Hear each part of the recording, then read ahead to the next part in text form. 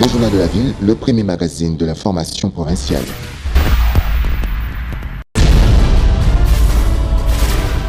Tout de suite, le journal.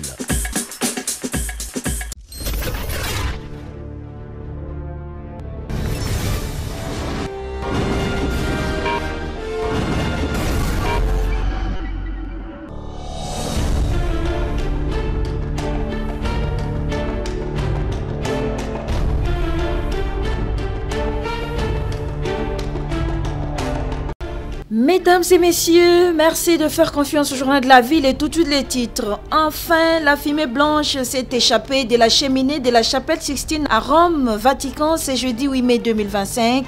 Le nouveau pape successeur du pape François est élu. Il s'appelle Robert Francis Prévost Léon XIV. Âgé de 69 ans, il devient le 267e pape et a donné sa bénédiction au monde. C'est tout pour les titres, mesdames et messieurs, et encore une fois, bienvenue dans ce journal.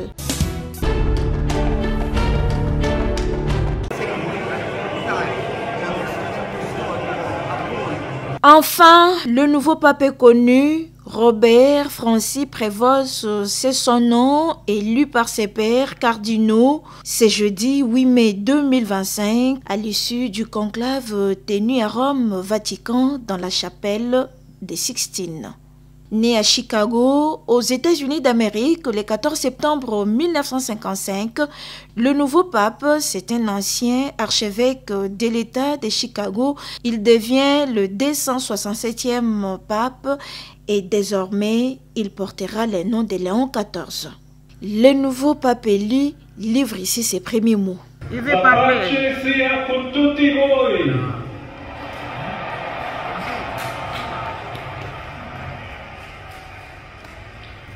Fratelli e sorelle carissimi, questo è il primo saluto del Cristo risorto, il buon pastore che ha dato la vita per il gregge di Dio. Anch'io vorrei che questo saluto di pace entrasse nel nostro cuore e raggiungesse le nostre famiglie, a tutte le persone, ovunque siano, a tutti i popoli, a tutta la terra. La pace sia con voi.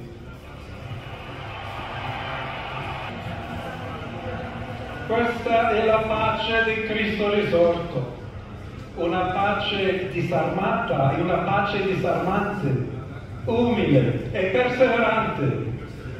Proviene da Dio, Dio che ci ama a tutti incondizionalmente.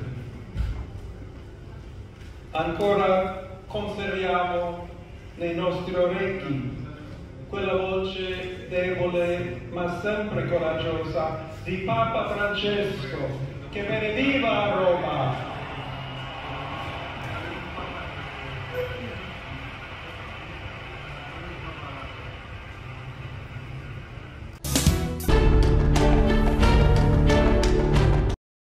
La première ministre Judith Suminwa Tuluka a échangé ce jeudi 8 mai 2025 avec les chefs d'agence du système des Nations Unies en marge de leur retraite annuelle à Kinshasa. Objectif, renforcer la coordination autour des priorités nationales.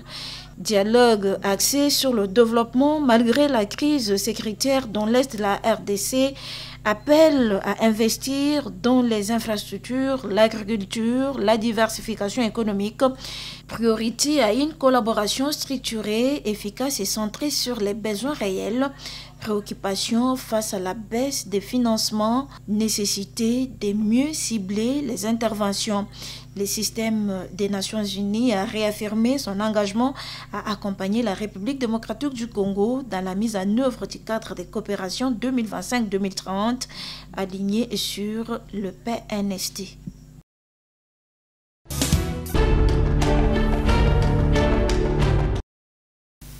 Jean-Pierre Liao, vice-premier ministre en charge de la fonction publique, a reçu ce mardi en audience une délégation du Fonds monétaire international FMI conduite par M. René Tassoba, chef des missions et représentant résident du FMI en République démocratique du Congo. Au centre des échanges, l'évaluation de progrès réalisés dans le cadre de la réforme de l'administration publique. La délégation du FMI a salué les avancées notamment enregistrées dans la dynamique de modernisation des institutions étatiques et la rationalisation de la gestion de ressources humaines. Le FMI a réaffirmé son soutien aux initiatives en cours, en particulier au processus d'élaboration de la nouvelle politique salariale lancée le 24 avril dernier par le président de la République, Félix-Antoine Tshisekedi Tshilombo. Cette réforme vise à instaurer un système de rémunération juste, équitable et soutenable.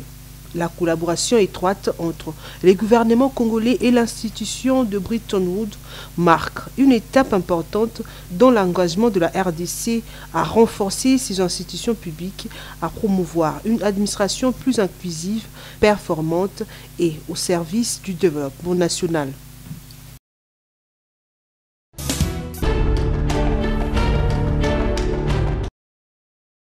Journée des orphelins du sida célébrée le 7 mai de chaque année à Kinshasa, dans la commune de Kasavubu. La ministre des Affaires sociales, Actions humanitaires et solidarité nationale, Nathalie Aziza Mounana, marque cette journée par un acte de résilience et de soutien envers les enfants affectés ou infectés par le VIH-Sida en République démocratique du Congo et dans le monde entier, placé sous le thème Journée zéro discrimination 2025. La souffrance de ces orphelins ne peut être ignorée.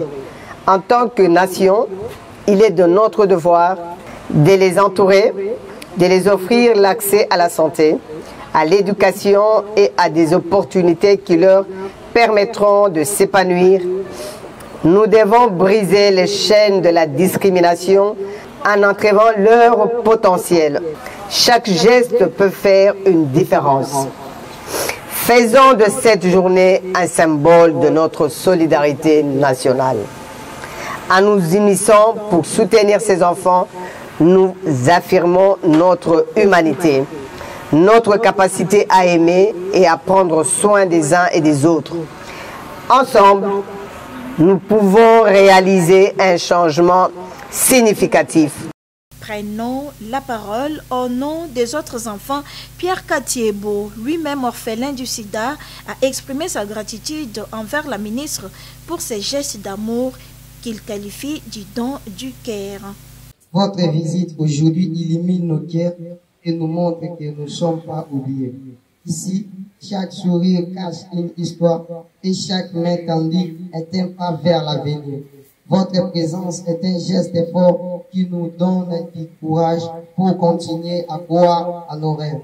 Fidèle à ses habitudes, Nathalie Aziza Mounana est arrivée les bras chargés de vivres et des biens essentiels afin de célébrer cette journée avec ceux qu'elle considère comme les futurs bâtisseurs de la nation.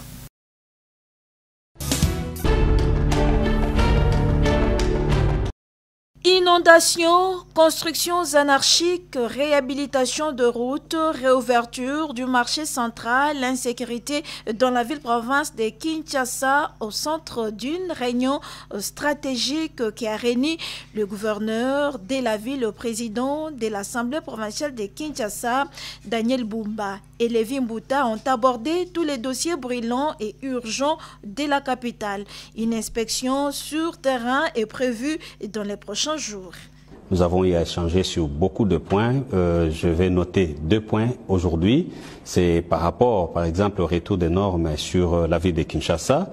Vous avez vu que l'exécutif est en train de travailler. Nous allons souffrir qu'il y ait certaines destructions parce qu'il y a des constructions anarchiques sur la ville. Ça ne rend pas bon la ville. Il y a beaucoup de problèmes, il y a des sérieux problèmes.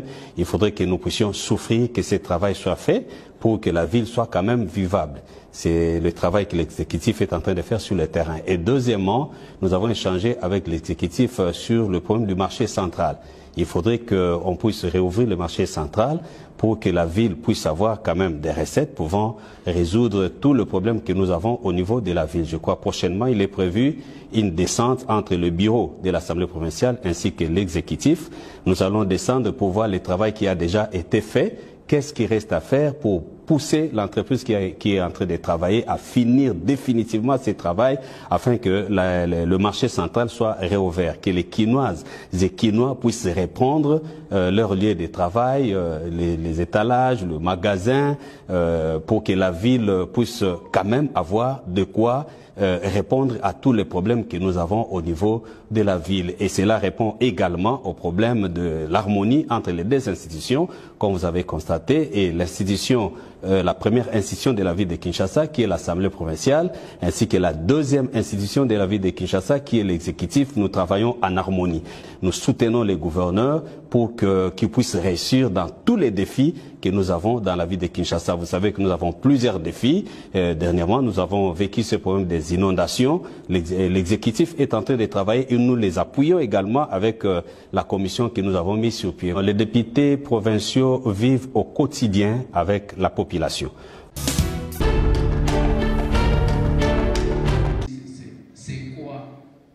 Résolution 2250, une résolution qui traite de la jeunesse dans une perspective de paix et de sécurité internationale, adoptée à l'unanimité le 9 décembre 2015 au Conseil de sécurité des Nations Unies. Quel est son état des lieux, son applicabilité et sa vulgarisation en République démocratique du Congo? L'Union des jeunes Congolais pour les changements, IJCC, coordination provinciale de Kinshasa, était en réunion d'évaluation ce mercredi 6 mai 2025, cadre choisi, Alliance franco-congolaise d'Elemba.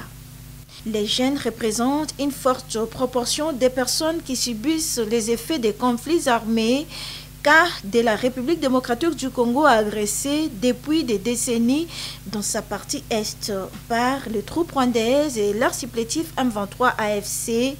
La vulgarisation de la résolution 2250 est d'une importance capitale afin d'amener les jeunes à maintenir et promouvoir la paix et la sécurité.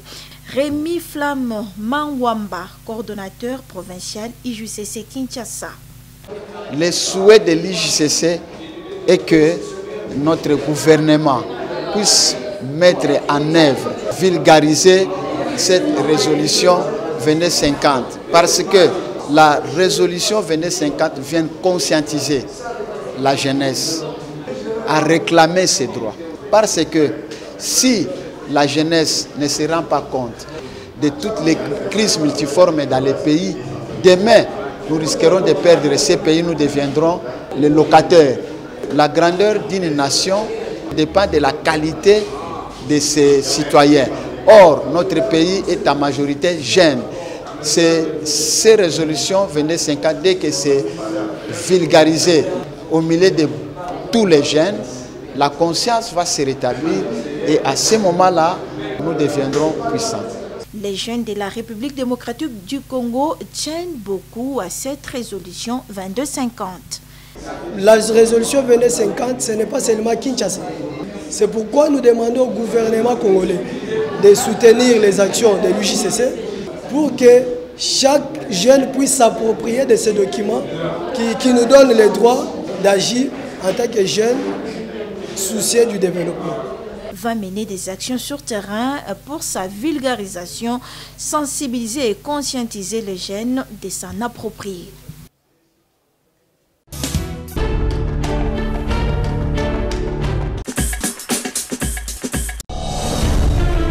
Ainsi s'achève cette édition du Journal de la Ville. Mesdames et messieurs, merci de l'avoir suivi. Le prochain rendez-vous est fixé pour ce vendredi et d'ici là, portez-vous bien.